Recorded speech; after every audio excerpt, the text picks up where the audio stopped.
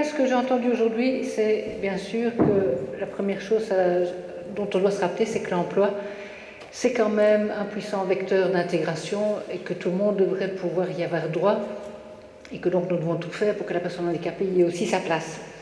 Ça permet l'autonomie, ça permet d'avoir des ressources financières, ça permet finalement de faire ce qu'on a envie de faire, comme on a envie de le faire, et donc d'être intégré dans la société, ce qui est essentiel pour chacun d'entre nous.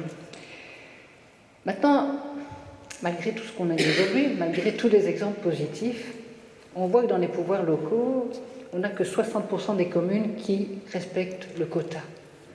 Un quota de 2,5% de personnes handicapées. 2,5%.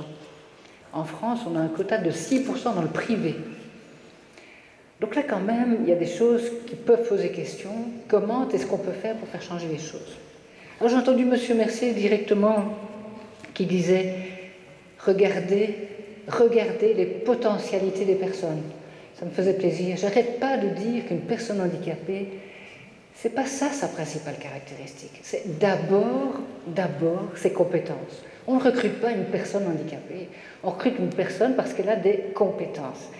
Et je pense que c'est aussi ça, et d'abord ça le message que nous devons faire passer. La personne handicapée a des compétences.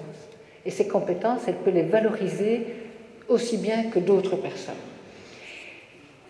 Elle va les valoriser, comme j'ai entendu, pas seulement parce qu'elle fait vivre l'économie, effectivement, les chaises, le matériel, ça coûte cher, mais aussi parce qu'elle va nous amener une nouvelle façon de voir les choses dans nos communes.